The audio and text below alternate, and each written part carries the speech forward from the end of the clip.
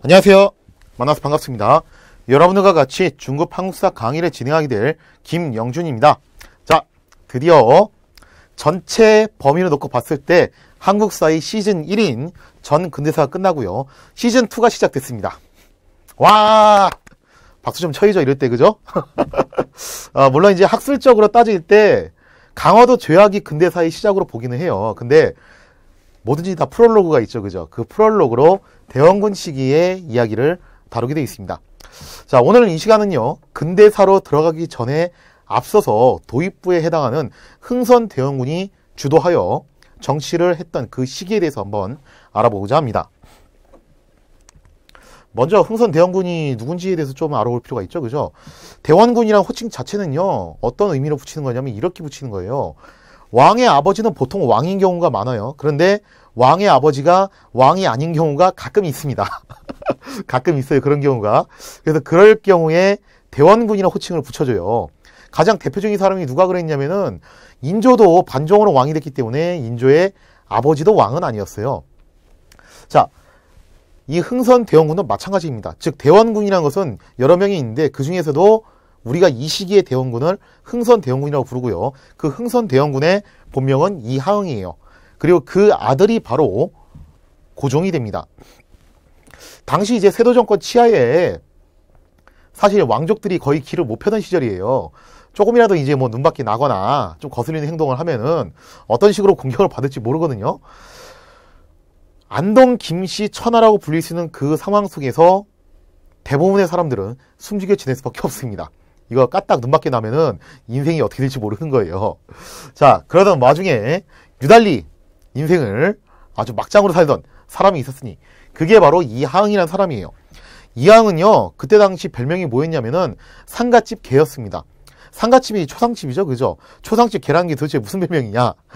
이하응이 얼마나 망나니 집만 골라서 하고 다녔는지 동네 건달들하고 어울려 다니면서 맨날 술 먹고 개걸거리고 행패나 부리고 다니고 그것도 외상으로 술 먹고서 돈 안 갖고 이런 행동들을 갖다가 엄청나게 하고 다녔어요.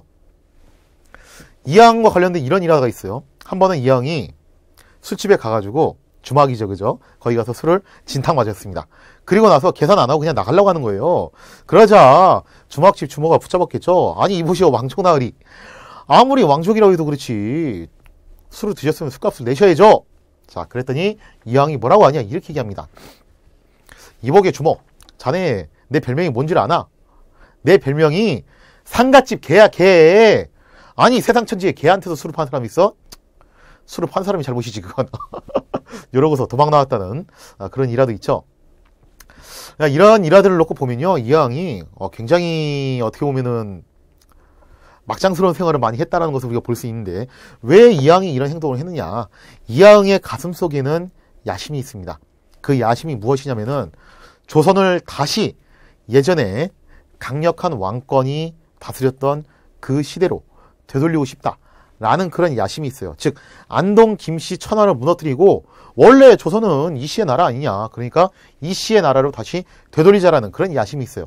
그리고 이 야심을 들키지 않기 위해서 일부러 이런 망나니 같은 행동을 하면서 살았다고 그러죠. 아니나 다를까 안동 김씨들이 완전 방심했어요. 그리고 이하응은 비밀리에 접선을 해가지고 당시 대비이자 철종 사후 왕위 계승권을 거머쥐고 있었던 조대비에게 접선을 합니다. 내 아들을 왕으로 삼아주시오. 그러면은 안동 김씨들을 몰아내고 다시 왕실의 권위와 위엄을 회복시킬 수 있게끔 내가 힘을 쓰겠습니다. 자, 그러면서 조대비와 이하응이 서로 크로스 연합을 하게 되면서 고종이 새로운 왕으로 올라오게 되고, 고종은 당시 나이가 굉장히 어렸어요. 자, 그렇기 때문에 누가 섭정을 했냐면은 조대비가 섭정을 하면서 플러스 실질적인 리드는 이하응이 맡게 되는 그런 체제로 넘어가게 됩니다. 과연 이하응은 어떤 정치를 펼치게 될까요? 오늘 이 시간 한번 같이 살펴보도록 하겠습니다.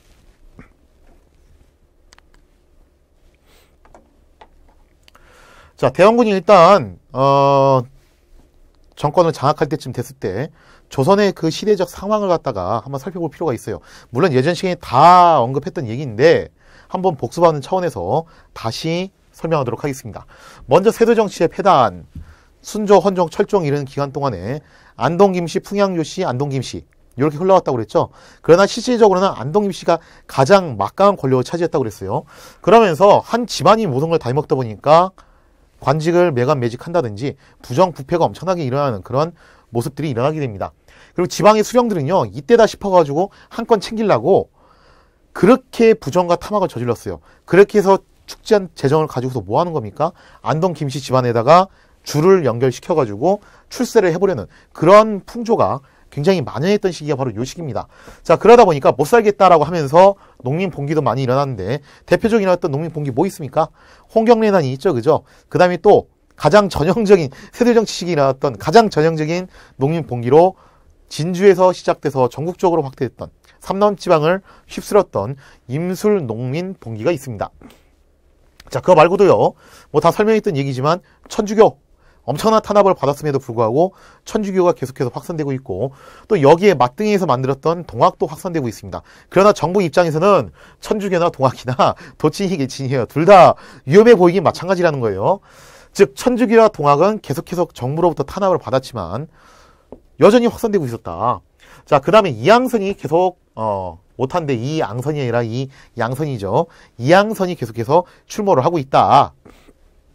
서양배가 이미 한 정조 때부터 간간히 출몰하기 시작했어요. 근데 그때는 와가지고 뭐 수십만 측량하고 간다든지 요 정도 선에서 끝났지만 시대가 흐르면 흐를수록 점점 대범하게 다가와서 여러 가지 요구를 하기도 합니다. 뭐 식량을 공급해달라고 한다든지 물을 공급해달라고 한다든지 또 가끔씩 와가지고 뭐 장사를 좀 하려고 시도를 한다든지 요런 일들이 나타나게 되면서 사람들이 불안해하기 시작한다는 거죠. 자, 그 다음에 가장 중요한 사건이 바로 요건데 러시아의 연해주 점령 사건이에요. 자, 연해주라는 지역이 어디냐라고 하면은 요 지역입니다.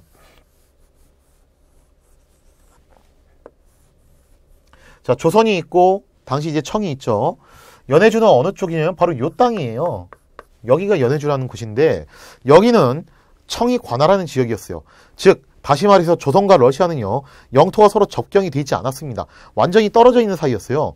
그런데 아편전쟁 때 청이 영국한테 굴복한 이래에 서양 세력으로부터 굉장히 시달림을 많이 당했습니다. 특히 영국과 프랑스한테 굉장히 이제 공세를 많이 당했었는데 그 영국 프랑스에게 몰리던 상황에서 러시아가 중재를 해줘요. 에이 그만 좀 해. 좀 적당히 좀 괴롭혀야지. 자, 그렇게 중재를 해주는 조건으로 청이 러시아한테 뭘 넘겨주냐면은 이 연해주란 땅을 넘겨주게 됩니다. 자, 그리고 러시아는 남하를 위한 교두보를 마련하게 돼요. 자, 연해주를 러시아가 점령을 하게 되면서 조선이 이제 깜놀을 하는 거죠. 그죠? 저것들 뭐야? 쟤들 누구야? 물론 옛날에 만난 적이 있긴 있는데 효종 때 그건 너무 먼 옛날이라서 기억도 가물가물하고 도대체 쟤들 누구야? 그죠? 자, 그러면서 여기에서 뭔가 위기 상황이다 이런 인식이 많이 팽배했던 시기가 바로 요 무렵이었습니다. 그러던 와중에 12살의 어린 고종이 왕위에 올랐으니 당연히 정치를 할 수 없겠죠. 이 험난한 상황 속에서.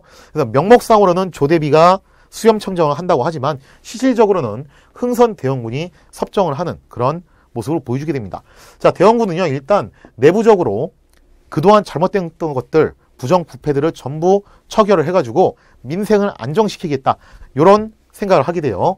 자, 그래서 먼저 삼정문란을 시정을 하게 되는데, 뭐 삼정문란 다시 설명드리면 그거죠. 전정, 토지 세금과 관련된 거라고 그랬어요. 그 다음에 군정, 군대 문제와 관련된 거죠. 그 다음에 환정, 황곡과 관련된 겁니다. 이 세 가지 부분을 시정을 하게 되는데요. 일단 전정의 경우는요, 전통적인 방법을 사용을 합니다. 양전을 실시를 하게 되는데 토지조사 하는 거예요. 그래서 은결을 찾아내는 건데, 은결을 면세지라고 흔히 얘기를 하지만 조금 더 정확하게 얘기를 하면은 탈세지입니다. 원래 마땅히 세금을 내야 되는 건데 장부에서 뺀 거예요. 그래가지고 세금을 안 물고서 계속 넘어갔던 땅이에요. 이런 걸 이제 은결이라고 얘기를 하는 겁니다. 이런 은결을 색출을 해내서 세금을 부과시키고요. 그 다음에 군정은요, 요 호포제라는 걸 실시를 해요. 굉장히 중요한 거거든요. 제가 조선시대 최고의 개혁이라고 하면 흔히 두 가지 얘기했죠. 그죠? 대동법과 균역법. 그 균역법이 뭐였습니까? 양반들한테 세금을 부과하기는 좀 힘드니까 세금을 1인당 군포 2필에서 1필로 감수해주고 대신에 왕실 재정을 좀 주고 그 다음에 가진 사람들한테 좀 더 부과하는 그런 방식이었죠. 그러니까 완벽한 양반 과세는 아니었어요. 균역법도.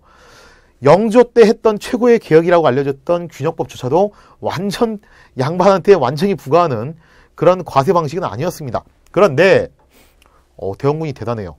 양반한테 무려 양반한테 세금을 때려버립니다. 야, 니들 자꾸 그런 식으로 탈세를 하니까 지금 국방이 허술해지지 않았냐? 러시아가 남아에 오고 이양선이 자꾸 출몰하고 나라 안에서는 도적들이 횡행하는데 이럴 때에서 국방력을 강화시켜야지. 그러니까 니들도 세금 내. 단 니들 명의로 세금을 내거나 영장을 보내면 기분 나쁠 수 있으니까 뭘 기준으로 해줄게? 너네 자존심을 생각해서 가오별로 해줄게. 사실 말이 좋아서 가오별이지. 그냥 결국 양반들 세금 내란 얘기죠. 그죠? 그래서 이 호포제를 실시로 결국 양반들한테도 군역세를 부과하는 데 성공을 하게 됩니다. 당연히 양반들은 싫어했겠죠. 그죠? 자, 그 다음에 환곡이 문제가 많으니까 그러면 사창제로 바꾸자. 자, 사창제는 민자예요. 환곡이 국가에서 운영하는 거라면은 사창제는 민자로 향촌에 덕망 있는 사람을 사수로 임명시켜가지고 관리를 하게끔 하는 겁니다. 아무래도 그렇다 보면은 민자로 운영되다 보니까 그동안 아전들의 농간이 심했던 거니까 좀 덜하지 않겠냐, 부정부패가. 자, 그러나 요거는 조금 이제 한계점이 뭐냐면은 기존의 그 환곡으로 인해서 지고 있었던 부채는요, 탕감해주지 않았어요. 그 부채는 그대로 갖고 있는 상태에서 사창제로 전환했기 때문에 일반 백성들 입장에서는 물론 좀 나아졌다고는 하지만 그게 엄청나게 피부로 와닿을 정도로 형편이 좋아졌다라고 말하기는 좀 약간은 아쉬운 부분이 있는 그런 내용이죠. 자, 그 다음에 서원을 정리를 하는데요. 요게 진짜 백미 중에 백미인 것 같아요. 대영군이 했던 정책 중에서 최고의 정책이 무엇이냐 했을 때 바로 요 서원 정리입니다. 서원에 대해서는 제가 예전에 설명드린 적이 있어요. 풍기군수 주세붕이 백운동 서원을 만든 걸로 시초로 해가지고 왕으로부터 편액을 받는 사액서원이 있었다고 그랬죠. 근데 이 사액서원이 계속해서 여러 가지 특권을 누리게 돼요. 엄청난 토지, 노비, 면세, 그 다음에 그 주변에서 감나라 대추나라 하면서 일반 백성들을 쥐어짜는 그런 기구로 이게 넘어간다는 거예요. 더군다나 서원에 이름이 등록돼 있으면은 서원에 공부한다는 명목으로 군대를 빠질 수 있거든요. 그러다 보니까 병역 기피자 소굴이 돼버렸어요. 대영군이 봤을 때는요, 서원이라는 것은 이거 완전히 부정부패의 원상인 거예요. 처음에 갖고 있었던 그런 이상적인 모습이 아니라는 겁니다. 마치 고려 말의 사찰들이 갖고 있었던 그런 모습과도 흡사하다는 겁니다. 자, 그래서 결국 대영군이 했던 것이 무엇이냐? 서원 다 없애버려라. 그래서 진짜 중요한 서원 47개소만 남기고 나머지를 전부 철폐를 시켜버립니다.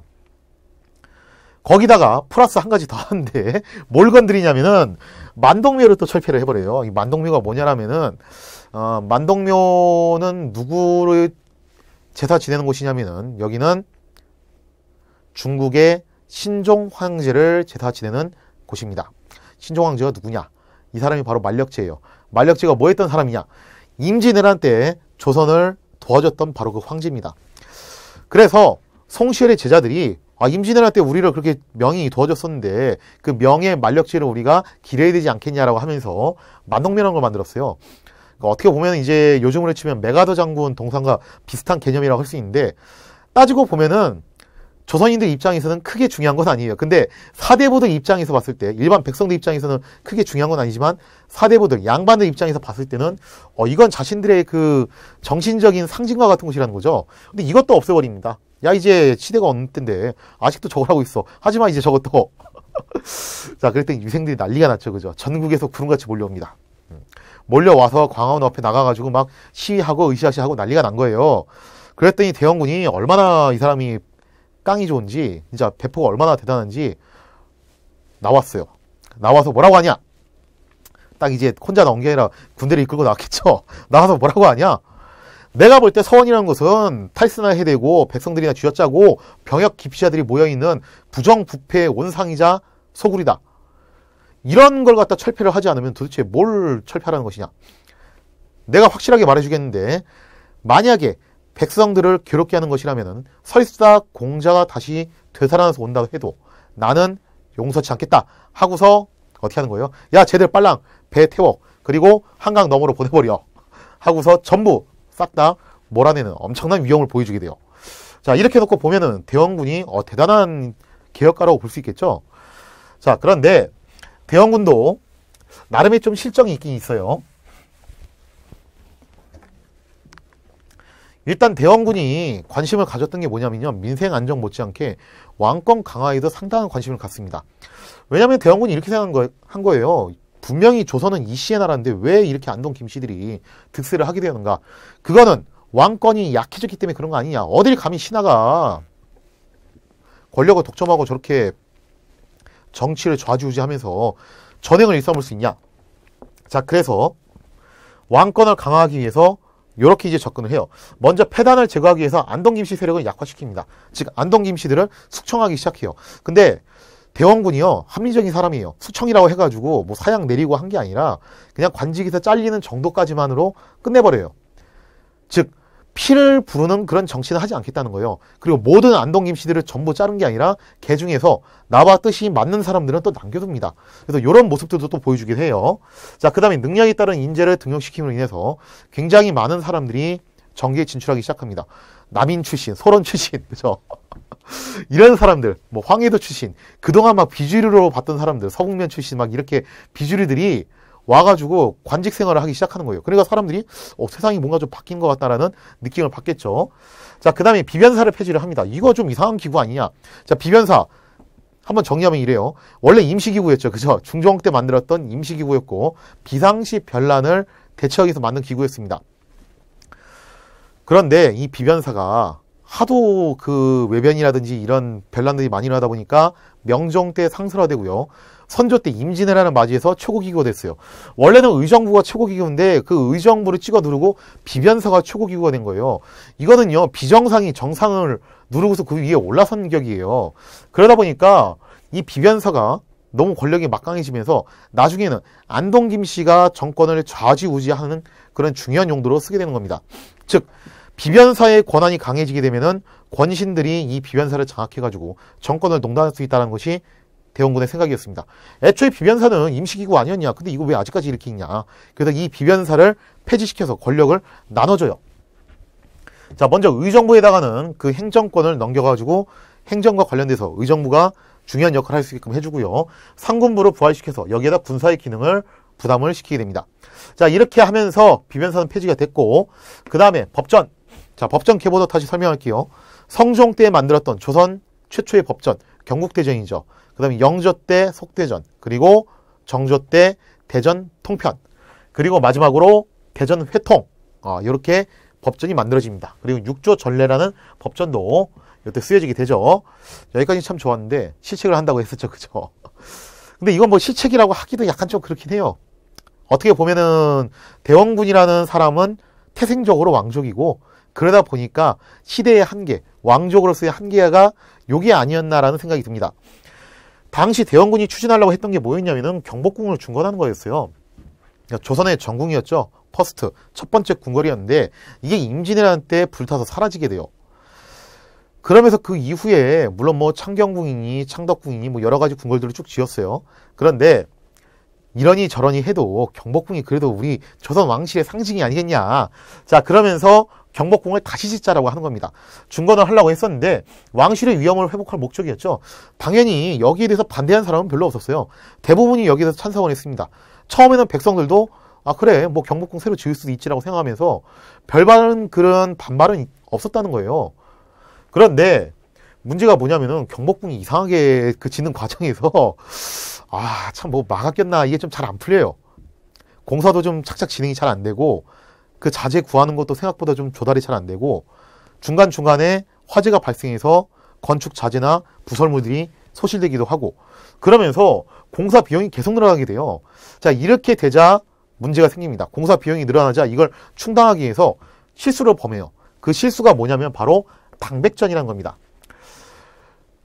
대원군이 그 경제에 대한 관념이 그렇게까지 그 자본주의적인 관념이 뛰어나지 못했기 때문에 이런 실수를 범했어요. 지금 경복궁을 중건하는 바람에 재정이 부족해졌어요. 즉 돈이 없다는 거예요. 돈이 없으면 어떻게 하면 돼? 돈을 새로 찍으면 되잖아. 그죠? 돈을 새로 찍으면 되잖아. 찍으면. 자, 그래가지고 만든 것이 당백전이에요. 당백전 말 그대로 백을 당한다. 일당 백이라는 겁니다. 즉 이거 하나가 엽전 100개를 당해낼 수 있다라고 해가지고 당백전입니다. 뭐 엄청난 고액 화폐 아닙니까? 그죠? 근데 문제가 있어요. 화폐는 신용이에요. 어느 날 국가에서 새로 지폐를 만들었어요. 이거 한 장이 예를 들어서 이거 한 장이 100만 원에 해당한다라고 지폐를 만들었는데 생겨먹은 것 자체가 무슨 부루마블 돈처럼 생겼어. 아무리 봐도 이건 장난감이야, 이게 생긴 게. 그런데 이런 장난감 같은 돈을 갖다 쥐어주고서 이게 100만 원짜리라고 하면은 사람들이 과연 이거를 갖다 잘 쓸까요? 불안해할 거란 말이에요. 그럼 기존에 쓰던 돈들 10,000원, 50,000원만 계속 쓰지 100만 원은 잘 안 쓰려고 한다는 거예요. 이렇게 되면 화폐는 신용이 문제인데 당백전이 그게 문제예요. 이거 만들었다고 해서 되는 게 아니라 사람들이 인정을 해야 되는데 이게 받아들이기가 힘든 겁니다. 그러면서 당백전을 기피하기 시작하죠. 그러자 국가는 강제로 당백전을 쓰게 하려고 해요. 이러다 보니까 나중에 어떤 상황이 생기냐. 당백전이라는 것이 유통이 되면서 돈의 가치는 점점 하락합니다. 반대로 물건의 가치가 올라가게 되면서 인플레이션이 발생하게 된다는 거예요. 자, 이런 문제가 생기고요. 그 다음에 원납전. 원납전은 모금이에요.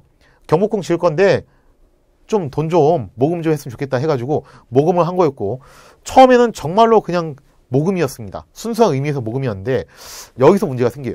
지방 수령들이 지금이야말로 대원군한테 잘 보일 기회다라고 판단한 나머지 이 원납전을 강제로 징수하기 시작합니다. 그러면 실적이 많으면 많을수록 자기가 잘 보일 거 아니에요. 그죠? 그래서 사람들 사이에서는 뭐라고 얘기를 했냐. 원에서 납부해서 원납전이 아니라 원통하게 납부해서 원납전이다. 진짜 그런 말이 나돌 정도로 이런 당백전, 원납전 때문에 물가가 상승되고 민심이 이반되는 그런 모습을 보여주게 됩니다. 자, 그래서 대원군이 민생 안정 정책을 통해서 많은 인기를 누리기도 했지만 이런 경복궁 중건 때문에 또 나름의 데미지를 입는 모습도 보여주게 됩니다.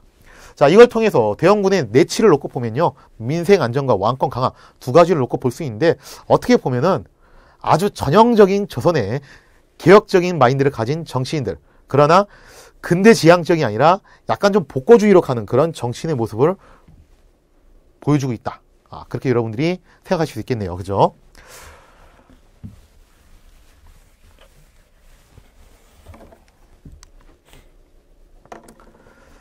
내부에서의 문제는 요 정도로 이제 좀 정리가 됐는데, 그 다음번에 문제는 이제 또 외부에서 생깁니다.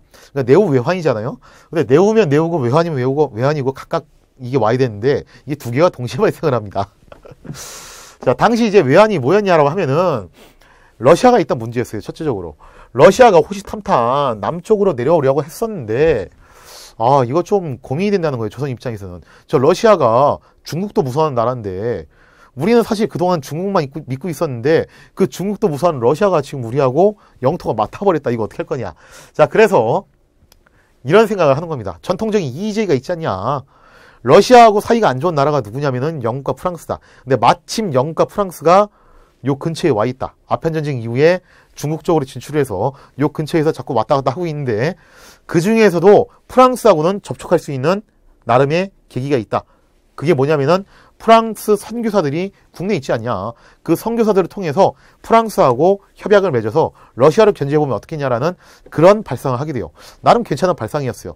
이런 걸 놓고 보면 알 수 있다시피 대원군이 뭐 처음부터 통상수교 거부 이런 쪽으로 갔던 건 아닙니다. 처음에는요, 개합하라고 말하기는 좀 힘들어도 나름 외세하고 좀 손을 잡아볼 의향은 있었어요. 근데 이게 좀 잘 안 돼요. 몇 가지 이유가 있는데, 당시 이제 국내에 왔던 프랑스 선교사들은요, 우리는 선교를 하러 온 거지 이런 정치적인 문제에 개입하러 온 게 아니다 라고 하면서 좀 회의적인 반응을 보입니다. 그리고 프랑스 선교사들하고 접선을 하자 유생들이 난리가 나요. 양반들이. 왜 난리가 나냐. 당연히 이 천주쟁이들은 아주 사악한 종교, 사교고, 얘네들은 임금도 부모도 없는 애들이다. 그런 애들하고 교류를 한다고? 대원군 저거 갈 때까지 간 거 아니야? 가뜩이나 대원군에 대해서 불만의 목소리가 있던 차에 잘못하면 이게 폭발할 수 있는 상황이 와버린 거예요. 이미 대원군은 양반 유생들하고 많이 벌어졌습니다. 사이가. 일단 호포법을 실시해서 세금 걷었죠. 그 다음에 서원 철폐하고 만동배 철폐하면서 원한관계를 가졌죠. 거기다가 경복궁 중건할 때 양반들의 묘지림까지도 벌목을 했어요. 궁궐 목재로 쓰려고. 그 다음에 징수 엄청나게 해대고. 그러니까 양반들하고 대원군 사이에서 거리가 생겼는데, 사실 그래요. 양반들은 기득권층이기 때문에 대원군이 마냥 이들하고 적대 관계를 유지할 수가 없어요. 어느 정도 그들의 코드에 맞춰줄 필요가 있는데, 요거를 이제 함으로 인해서 자칫 잘못하다가는 엄청난 직격탄을 맞을 위기에 처한 겁니다. 그래서 결국 대원군이 방향을 급선해버려요. 뭐 어차피 선교사들이 내 말을 잘 들어준 것도 아니고 또 괜히 이거 접선했다가 양반들한테 원한만 더 살 수 있으니까 그러면은 완전히 노선을 바꾸자라고 하면서 프랑스 선교사들을 몽땅 붙잡아다가 처형을 시켜버립니다. 더불어 천주교 신자들까지. 이때가 천주교 박해 중에서 최대의 박해인 병인 박해가 발생을 합니다. 자, 이 병인 박해가 발생했을 때 진짜 극적으로 살아냈던 선교사 한 명이 탈출을 하는데 성공을 합니다. 자, 그러면서 프랑스 로즈 제독을 만나가지고 이 전말을 얘기를 하는 거예요. 지금 조선에서 이런 일이 일어났습니다. 빨리 와서 도와주십시오. 자, 그러자 프랑스 로즈 제독이 함대를 이끌고 어디로 쳐들어오냐면은 강화도로 쳐들어옵니다. 왜 하필 강화도였냐? 이유가 있어요. 이 강화도라는 지역은 조선시대뿐만 아니라 고려시대 때에도 왕실의 보장처였어요. 무슨 말이냐면은 북방의 이민족이 쳐들어오면은 항상 도망가는 곳이 어디냐면은 강화도입니다. 그런 만큼 강화도는 처음부터 천혜의 요새로 제작이 됐습니다. 그러다가 조선 후기, 즉 근대시대에 와서는요, 이 강화도가 왕실의 보장처라기보다는 최전방 전처 기지가 돼버려요. 서양 세력들은 항상 어느 쪽으로 밀고 들어오냐면 강화도 쪽으로 밀고 들어옵니다. 이유가 있어요. 자, 이 강화도를 넘어가면은 요게 바로 한강이에요. 요 한강을 따라서 쭉 들어가면은 뭐가 나오니까 한양이 나오죠. 그죠? 이 한양 앞에 있는 것이 양화진인데 이 양화진이라는 거 기억해 두시고요. 이 나루터. 자, 그 다음에 그 앞에 그 유명한 행주산성이 있습니다. 그리고 김포를 지나서 쭉 넘어서 문수산성이 있고요. 그 다음에 요 사이길이 가장 요충지라고 할 수 있겠죠. 그죠? 여기에 월고진, 각곰진, 그 다음에 또 광성진, 덕진진, 초지진, 그리고 정족산성 등 요새들을 보통 요쪽에다 배열을 해놔요. 그 다음에 서양 함대들은 주로 요 길을 따라가지고 요렇게 해서 한양으로 들어가려는 움직임을 많이 보이게 됩니다. 당시 프랑스도요, 한방에 조선의 수도 한양을 지켜가기 위해서 요 강화도 쪽으로 쳐들어오게 됩니다. 자, 로즈 제독의 프랑스 함대가 강화도를 침공을 해오는데 총 2차례에 걸쳐서 군사작전을 펼칩니다. 1차는요, 이렇게 안으로 쑥 들어가가지고 문수산성을 급습을 해요. 여기서 교전이 벌어지게 되는데 당시 문수산성에서는 한성근이라는 장군이 맞서 싸웠는데 결과는 참담했습니다. 완패. 그러나 여기서 굉장히 처절하게 저항을 하는 바람에 프랑스군도 일단 안으로 들어가는 건 좀 무리라고 생각하고 다시 밖으로 나와요. 밖으로 나와서 강화도에 상륙을 해가지고 여기서 행패를 부리기 시작합니다. 민가도 약탈하고, 그죠? 자기들 마음대로 이제 돌아다니면서 온갖 이제 추잡한 행동을 하는 거죠. 그죠? 자, 그러다가 프랑스군이 좀 방심했어요. 완전히 이제 이겼다고 생각을 하고 강화도는 이제 완벽하게 점령했다고 생각하고 어디로 가냐면은 정족산성 쪽으로 갑니다. 그때 프랑스군은 거의 소풍 가는 분위기로 갔다고 그래요. 우리가 사실상 전쟁에서 이긴 거고 우리를 막을 적군은 없다. 그런데 여기에 누가 있었냐면은 양원수라는 장군이 군대를 이끌고 매복을 하고 있었습니다. 그 매복전에서 프랑스군이 불의의 기습을 당하게 되자 결국 혼미백산에서 도망치게 되고 이 정족산성 전투에서 승리를 하자 프랑스군도 더 이상 싸우고 싶은 마음이 없어진 거예요. 뭐 우리가 이미 전과도 나름대로 올렸고 조선이 저렇게까지 저항을 하면은 뭐 굳이 이 머나먼 곳까지 와가지고 우리가 얻을 게 뭐가 있겠냐. 적당히 한몫 챙겨서 그냥 가자 라고 하면서 외 규장각 도서를 약탈해 갑니다. 그러니까 규장각은 이제 원래 한양에 있는 건데 외 규장각이라고 해가지고 강화도에 따로 보존 사고를 설치를 해놨어요. 거기에 있는 도서를 싹 다 약탈한 다음에 도망을 칩니다. 이렇게 놓고 보면은 로즈 제독이 왜 하는지 나오죠. 그죠?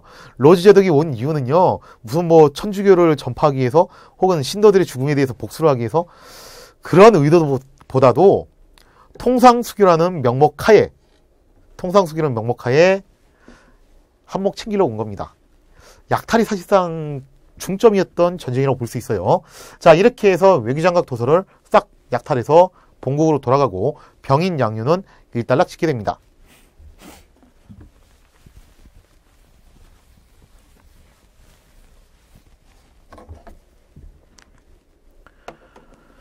자, 그 다음에 두 번째로 상당히 엽기적인 사건이 발생을 해요. 대원군은 이 병인 양류를 겪게 되면서 뭐 이미 그 병인 박해 때부터 그런 기치를 내걸긴 했지만 통상수교 거부 정책을 명확하게 명시를 해요. 우리는 서양 세력과 더 이상 접촉도 하지도 않고 수교도 하지 않겠다. 그러니까 너네 서양 세력도 와가지고 괜히 뭐 선교를 한다든지 장사를 한다든지 이거 요구하지 마라. 이게 선을 확 그어버리는데 1868년 즉 병인 양요가 끝나고 난 다음에 한 가지 좀 엽기적인 사건이 발생을 합니다. 오페르트라는 독일 상인이 개인적인 자격으로 방문을 해요. 독일 상인이긴 한데 독일인은 아니고 유대계 사람이에요. 또 사람은. 자, 아무튼 이 독일 상인이 오페레트가 와가지고 통상수교를 목적으로 처음에 교섭을 시도를 합니다. 잘 안 돼요. 이미 대원군은 통상수교 거부를 갖다가 천명을 한 상태거든요. 자, 그러자 여기서 상당히 엽기적인 발상을 하는데 어떤 발상을 하냐. 가만 보니까 조선인들은 자기 조상들을 섬기는 게 그렇게 극진하더라. 그래서 또 찾아보니까 현재 실권을 갖고 있는 사람은 흥선대원군이고 흥선대원군의 아버지의 무덤이 아버지가 바로 남영군입니다. 그리고 이 남영군의 무덤을 도구를 하려는 사건이 발생을 해요. 근데 이 남영군의 무덤을 찾아내가지고 막 신나게 곡괭이 들고 가서 막 도구를 했는데 이게 막 석고로 봉분이 되는 거예요. 그래서 무덤에 흙만 파이치고 막상 그 석곽을 뚫지를 못한 겁니다. 결국 오페르트는 이 상태에서 도망을 쳤어요. 당연히 대원군은 어떻게 했을까요? 완전히 화가 났겠죠. 아니 세상 천지에 남의 아버지 무덤을 갖다가 파헤치는 그런 몹쓸 막장견이 어디 있어요. 그죠? 저 봐라. 저 서양 애들은 저런 애들이다. 쟤들은 진짜 애미의 비도 없는 애들이다. 어딜 감히 남의 아버지 무덤을 저렇게 파헤치고 가? 저런. 자, 이렇게 되면서 통상수교 거부의 의지가 훨씬 더 강화가 되었다. 특히 이 독일 상인 오페르트 좀 기억을 해주시고요. 이 이후에도 좀 중요한 독일인이 2명 더 나와요. 자, 그 독일인 3종 세트 꼭 기억을 해주세요. 자, 그 다음에 이번에는 미국과의 충돌이 일어나게 되는데 바로 신미양요입니다. 자, 신미양요의 배경이 되는 것은 제너럴 셔머너 사건인데 이 제너럴 셔머너 사건은요 병인년에 일어났어요. 그러니까 좀 이제 시계를 조금 뒤로 돌려가지고 병인 박해와 병인 양요가 일어났던 그 병인년 같은 해에 제너럴 셔머너 사건이라는 것이 발생을 합니다. 이 제너럴 셔머너는 배의 이름인데 제너럴 셔머너라는 배가 어디에 방문을 하냐면 이거 기억해 두셔야 돼요. 평양에 방문을 합니다. 평양에 방문을 해서 장사를 하고 싶다고 요구를 하는 거예요. 근데 이미 조선에서는 통상수교 거부 이쪽으로 가고 있는 방향이거든요. 당시 평양 감사가 중요한데 그 사람이 누구냐면은 박규수였어요. 이 박규수라는 사람 이름도 꼭 기억하셔야 돼요. 다음 시간에 박규수에 대해서 좀 많은 내용들을 설명하게 될 겁니다. 자, 박규수가 평양 감사로 있었는데 제너럴 셔머너가 와서 통상수교를 요구를 하자 거부를 합니다. 그냥 곱게 돌아갔으면 될 뻔했는데 이 제너럴 셔머너 선원들이 평양 시내에 상륙을 해가지고 행패를 부리는 거예요. 막 물건을 훔친다든지, 그죠? 막 직기를 때려부신다든지, 심지어 사람을 갖다가 납치를 해서 억류를 한다든지 그런 행패를 부리게 되자 결국 화가 난 평양 국민들이 이 제너럴 셔머너를 완전히 불태워서 소각시켜버립니다. 선원들과 같이. 그리고 그때 살아남은 선원들이 몇 명이 있었는데 전부 붙잡아서 목을 쳤어요. 이렇게 되다 보니까 이 소식이 미국에 퍼지게 되면서 난리가 난 거죠. 미국에서도.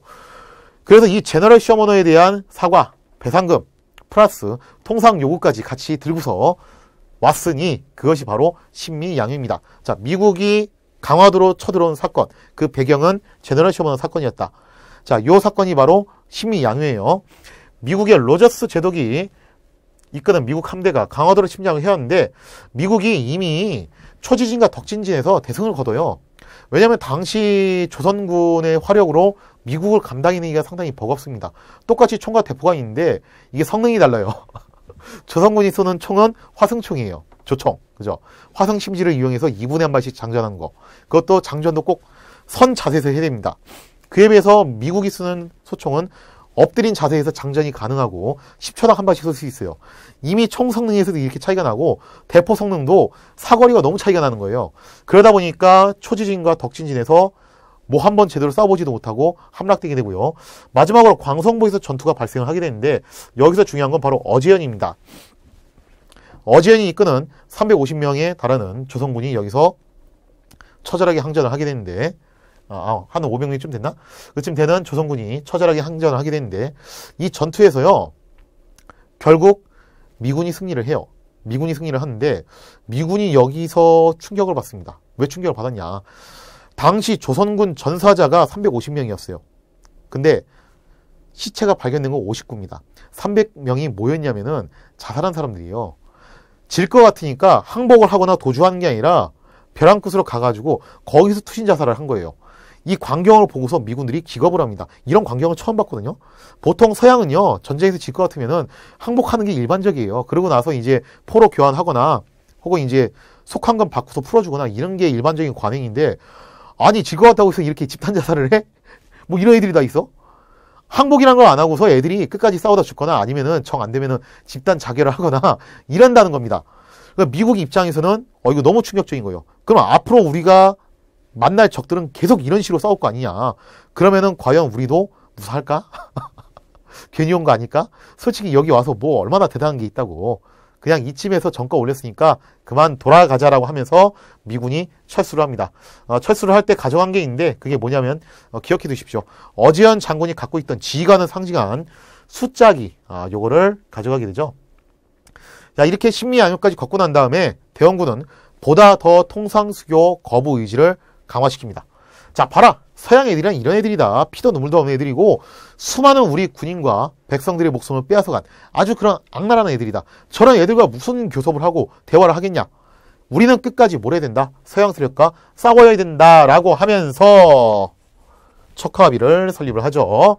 자, 척합의 내용에 이렇게 써 있어요.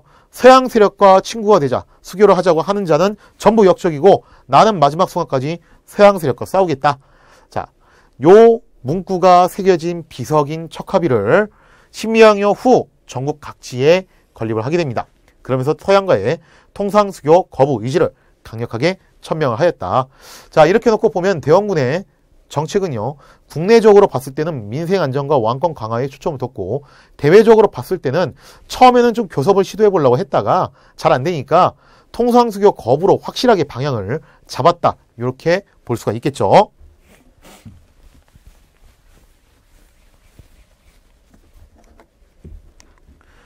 핵심 정리하겠습니다. 1860년 러시아가 남하여 연해주를 점령하였다. 요게 당시 조선 입장에서는 상당히 위협적인 내용이라고 했습니다.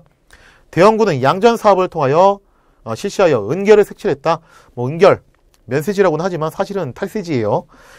대원군은 호포제의 실시로 양반에게도 세금을 부과했는데 양반 자체에다 세금을 부과하면 좀 자존심 상하니까 가호를 기준으로 그렇게 세금을 부과했다. 대원군은 황곡의 패단을 시정하기에 사창제, 즉 향촌에 덕망 있는 사람을 사수로 선정해서 관리하는 민영체제라고 했습니다. 대원군은 서원을 정리하고 만동묘를 철폐했다. 만동묘 같은 경우는 중국의 만력제를 제사 지내는 그런 사당이라고 했죠. 대원군은 비변사를 폐지하여 의정부 상군부의 기능을 부활하였다. 조선의 마지막 법전은 대전회통이다. 경복궁이 중건되는 과정에서 원납전 징수 그리고 당백정이 발행되었다. 이것 때문에 물가 상승, 민심 위반 이런 게 일어났다고 했죠. 병인 박해 결과 프랑스가 강화도를 침공한 병인 양요가 발생하였다.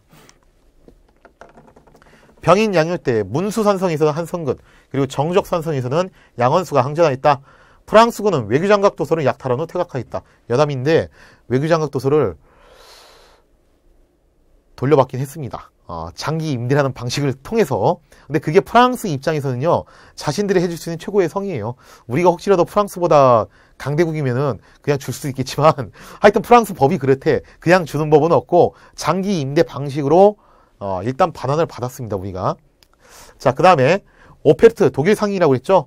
독일 상인 오페르트는 통상수교를 위해 남영군의 묘를 도굴하 했다. 굉장히 엽기적이고 쇼킹한 사건이라고 했어요. 제너럴 셔머너 사건의 결과 심리양요가 발생하였다. 제너럴 셔머너 사건은 바로 이 병인 박해가 일어났던 해와 같은 때에 일어난 사건이라고 했어요. 그리고 제너럴 셔머너가 방문했던 곳은 평양이었다. 이거 꼭 기억해 두시고 평양 감사 누구였다? 박규수였다. 그 박규수가 누구였냐? 예전에 진주 임술 농민 봉기를 진정시키기 위해서 안핵서로 파견돼서 삼정이정청 설치를 건의했던 그 박규수입니다. 신미양요 때 어지에는 광성보에서 항전하였다. 신미양요 이후 대원군은 전국에 척합의를 설립하였다. 자, 그럼 실력 향상 문제 한번 보도록 하겠습니다. 1번 문제. 다음 내용이 설명하는 가임무가 관련된 역사적 사실로 올바른 것을 고르시오. 볼게요. 나라의 제도로서 인정에 대한 세를 심포라 했는데 충신과 공신의 자손은 모두 심포를 면제받았다. 가가 누군지 모르지만 일단 나왔고요. 가는 이를 수정하고자 법을 제정하였다. 이 때문에 예전에 면제되었던 자라도 심포를 바치지 않을 수 없다. 그러니까 예전에 면제됐던 자는 누굽니까? 바로 돈 있고 뺏기는 사람들의 자손들이죠. 쉽게 말해서 양반, 좀 요쪽 얘기를 하는 것 같아요. 심포를 바치지 않을 수 없다. 조정의 관리들이 이 법을 시행하고자 이러면 자기들 세금 내야 되니까 시행하고자 하여 만약 이와 같이 하면 국가에서 충신과 공신을 포상하고 장려하려는 후한 뜻이 자연히 사라지게 됩니다. 라고 하였다. 가는 이를 듣지 않으며 충신과 공신이 이룩한 사업도 종사와 백성을 위한 것이었다. 지금 그 후손이 면세를 받기 때문에 일반 평민이 법에 정한 세금보다 무거운 부담을 지게 된다면 충신의 본뜻이 아닐 것이다. 라고 하여 이 법을 시행하였다. 보니까 일반 백성의 부담을 감소시키기 위해서 누군가 특히 양반한테 뭔가 과세한다는 얘기죠. 근데 중요한 거는 인정이라는 용어하고 심포라는 거예요. 즉 포를 낸다는 것은 결국 뭘 얘기하는 겁니까? 인정을 기준으로 포를 낸다? 이거는 군역이죠. 그죠? 군역과 관련된 세금인데 그동안 세금을 내지 않았던 사람들한테도 세금을 부과하겠다는 의미입니다. 쉽게 말해서 이거는 뭐겠습니까? 대원군 때 실시됐던 호포법에 대한 이야기죠. 자, 그러면은 이 호포법과 관련된 일을 시행했던 사람이 대원군이기 때문에 이 간은 대원군이라는 것을 우리가 유추할 수 있어요. 대원군과 관련된 역사적 사실로 골라야 되겠죠. 1번 군포를 1년에 1인당 한 패씩 납부하는 균역법을 실시했다. 이거 누굽니까? 영조죠. 그죠? 간만에 등장하는 영조. 2번 초기의 문신제를 실시하여 친위 관료를 양성하였다. 이거는 정조죠. 3번 경복궁 중건을 위해 고액 화폐인 당백전을 발행하였다. 이게 맞는 말이죠. 요게 대원군 때 있었던 일이고 4번 사병을 혁파하여 관군으로 흡수했다. 야 이거 진짜 오랜만에 나왔다. 이거 태정 이방원 그죠? 5번 기의약절을 체결하여 일본과 교류를 재개하였다. 요거는 광해군 때 일입니다. 자, 따라서 1번의 답은 3번이 되겠습니다.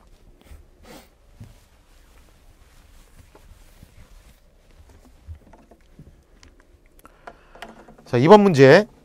다음 내용이 설명하는 사건이 일어난 시기를 연표해서 올바르게 고르시오. 조선 국왕이 프랑스 주교 2인과 선교사 9인 그리고 조선인 신도 다수를 살해하였다. 뭔가 이거 보니까 천주교 박해 같은 느낌이 나죠. 그죠? 이러한 잔인한 폭력은 패망을 자초하는 것이다. 이에 본인은 중국의 조선 문제에 간섭하지 않는다고 믿고 지금부터 본국과 조선 사이에 전쟁이란 말이 나왔어요. 있더라도 간섭하지 말 것을 선언한다. 그러면 선교사들의 죽음을 계기로 인해서 일어났던 전쟁이 뭐가 있습니까? 그것도 서양 세력과 그죠? 바로 병인양요죠. 자, 근데 중요한 건 뭐냐면은 이 사건 자체는 뭐냐면은 병인양요의 배경이 됐던 병인 박해예요. 아직 전쟁이 일어난 건 아니에요. 그러니까 우리가 혹시라도 전쟁하더라도 중국은 끼어들지 마. 여기까지 얘기이기 때문에 아직 병인양요가 일어나기 직전입니다. 그러면은 이 사건은요. 병인 박해라는 걸 알 수 있어요. 자, 병인 박해는 언제 일어났냐?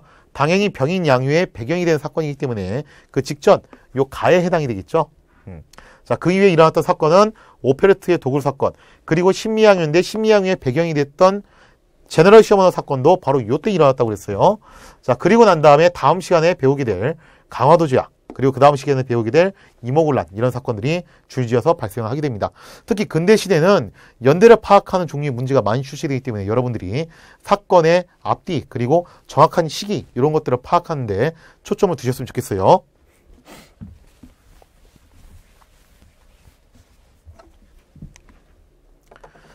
3번 문제.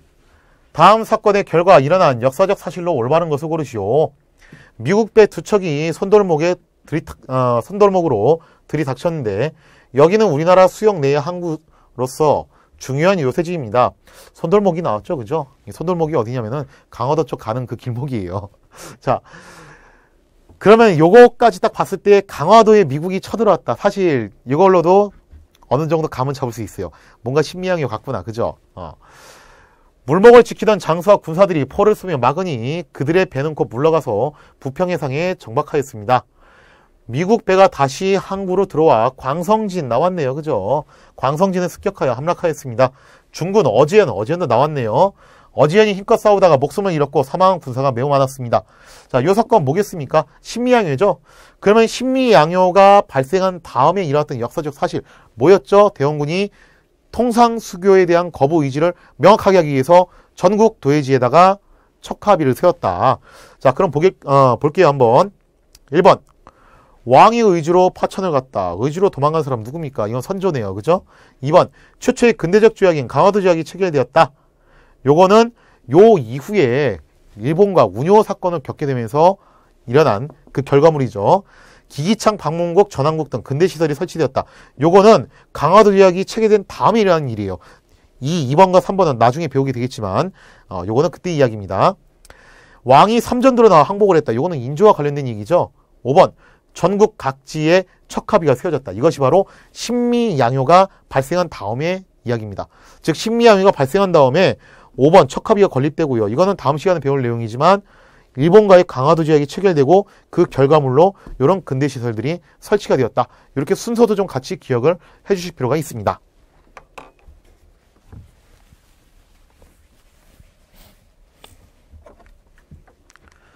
자, 이렇게 해서 근대시대의 프롤로그로 할 수 있는 대원군 시기의 정치에 대해서 한번 살펴봤습니다.